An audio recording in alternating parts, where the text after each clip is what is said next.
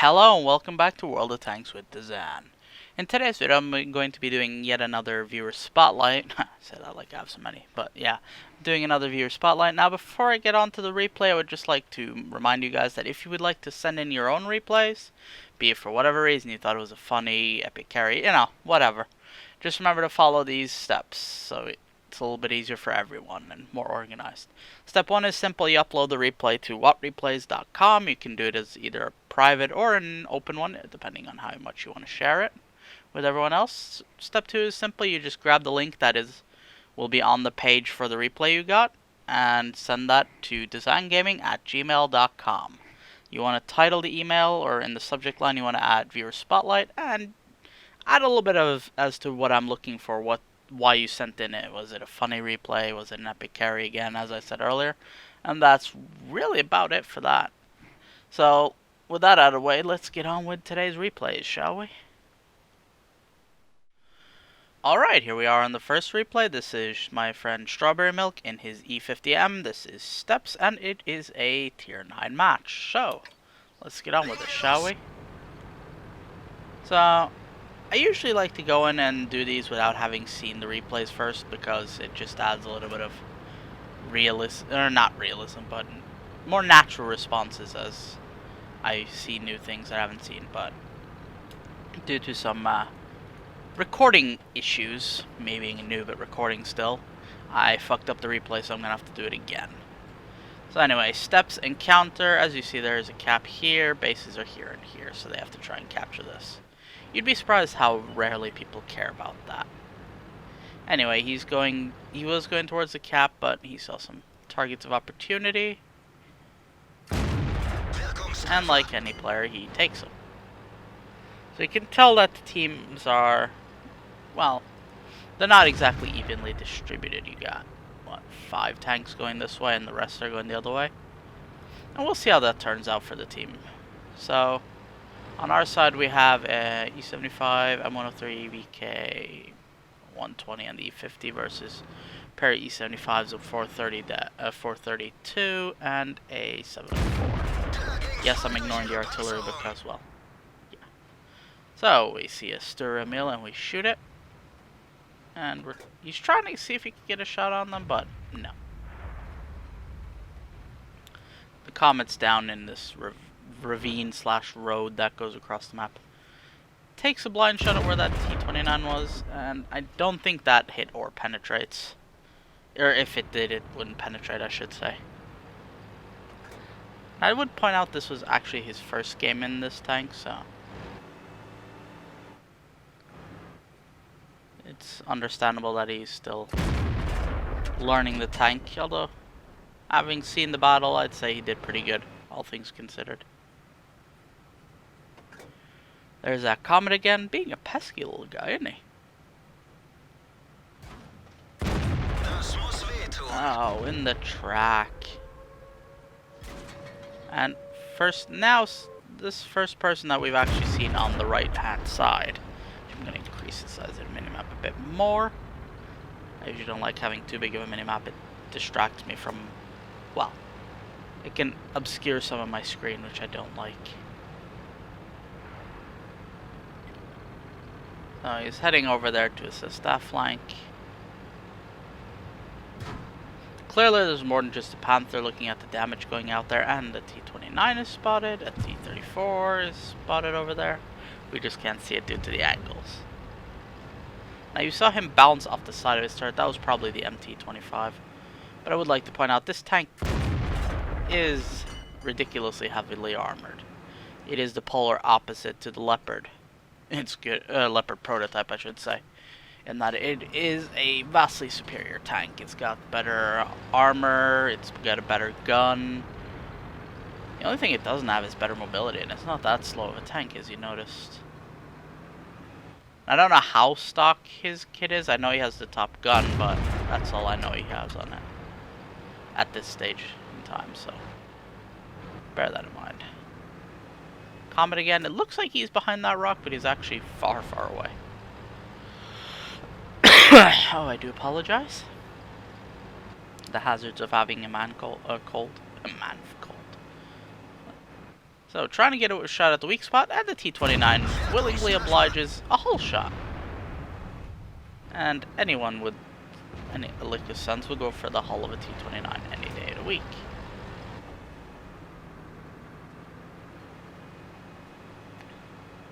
So there's an IS over there, tier 7. He's incredibly lucky. That shot seemed to drop down into his track.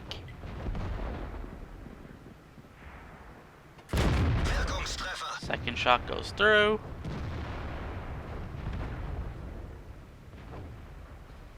Third shot. Tries to get the track shot, misses, hits the hull. And he's gonna get into cover. But T-44 wrecks him. And now things are decidedly looking in his favor, or his team's favor. So we see another T-29. And first we try and take this to meal. I have no idea what he hit there. T-29 with a lovely blind shot.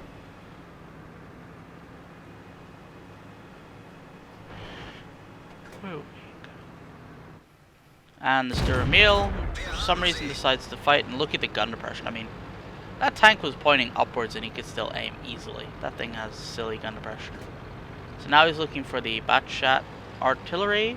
It's last seen to his right, roughly.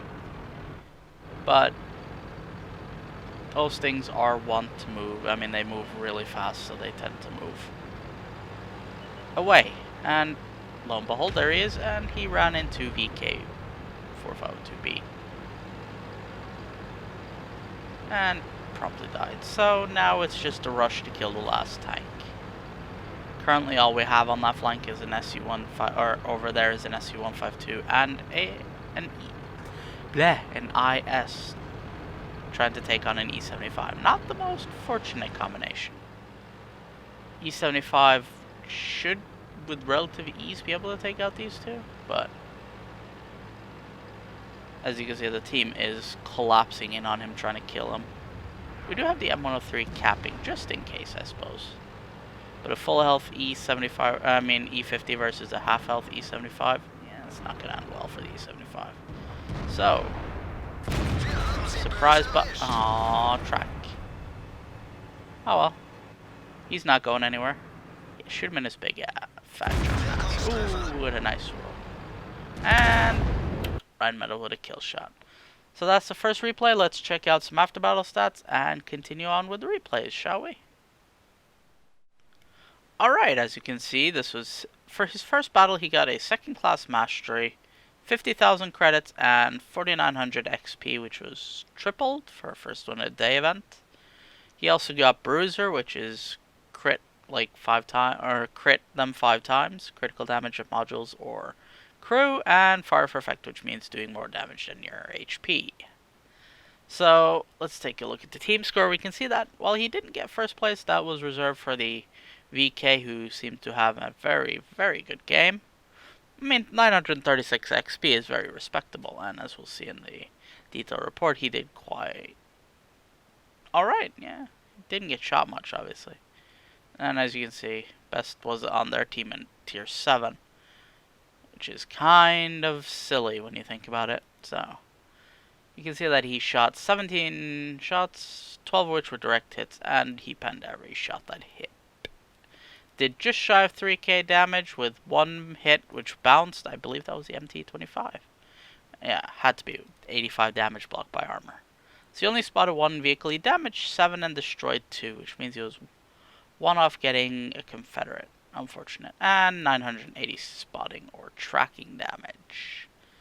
So after that, he ended up with around, it would have been 29,000 because he didn't use consumables. It's so rare for me to see. He got, as I said, 4,900 XP. Tripled for the first win of the day. Anyway, now that's done. Let's go look at the second replay I have lined up, and we'll finish off the video after that. Okay, here we see the second replay. This is, again, him and his E50. This time he's with another clanmate, Blancbot, who is also a relatively decent player, and he is in his STI. So let's get this show on the road. We are on Siegfried line, and it is assault, meaning that one team has to capture, and they're defending. It is a surprisingly not tier 9 game, though. It's only 4 tier 9s on either team, so this should be interesting. He's probably going to go where most mediums go, up by the 7 line there, like here. Sorry, around here-ish, on that ridge line there, I would imagine. Or up on this hill here. That's usually where mediums tend to sit. Now, his team is spreading rather unevenly. There's only 2 people on this entire flank. It seems everyone went to the south. That could be an issue for them, although it could just mean more XP for Strawberry and Blanc bot. I do apologize. So this looks like one of those, it's going to be very quiet starts. Nobody seems to have gone this way. This is interesting. Oh, there's the Ag Panther 2. Very dangerous tank destroyer. And he shoots and misses. Is he auto? I think he's auto-aiming. Yeah, he is auto-aiming. Oh, and he actually hits. Really good hit too at 420 damage. Oh, nice ram. And that's what the E50 is really famous for. It is a heavy medium, and it rams like a boss. So, he put the hurt on there. Although he did take some damage back, but I mean, he did 730 ramming damage. I do apologize, I do not know what's going on with the crosshair there, with the flickering. I don't know if you guys see that. Okay, I'm just gonna speed this up because he's crawling up that hill. Ooh, now there's a pair of deadly tanks, a pair of Centurion 7-1s. Arguably my favorite tier 9 mediums at the moment. Although the T-54 is always a solid contender for great tier 9. That poor Tiger just... Oh, ammo rack. Didn't angle enough, or angled too much, I should say. Yeah, went into the typical ammo rack spot, which is, alright, right under the turret on both sides. So, about dead center of the tank. If you hit there, you will ammo rack Germans very commonly. This goes for the Panthers, the Tigers, E50s. Not sure about the E75 and E100 or Mouse, but it doesn't really matter on tanks like the Leopard because that thing is made of ammo racks. Both the prototype and the standard one. And the Tiger gets snapshotted. Unfortunate.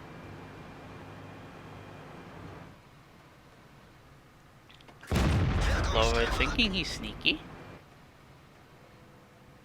That or he just didn't realize he was exposed. And Blanc kills. He gets a kill too. So they are up 8-2. I don't see how they could lose this, although I've been wrong before. And ooh, look, a T-20. Tier 7 American light, medium. Light. No, that's a T-21. And is he gonna? Oh, is he gonna? Boop! Wrecked. Yeah, that's not even... That's a waste of a time. Ooh, that was a bastard of a hit. And as I said earlier, this is an older replay, so... Or was that in the dead recording? I don't know. This is an older replay, though, so it may have visual flaws. Oh, and he secures the kill on the Centurion. For the GG. Anyway, let's move on to the after battle stats and finish this video off. Alright, here we see that he again got a second class mastery, 58,000 credits, not 5,000, and 3,800 XP along with Fire for Effect and Duelist. Now, That was for a double, not a triple or, more. He did really well in this game. And as we can see here, he was top of the team with 3,700 damage and 3 kills, with netting him a cool 1,018 XP base.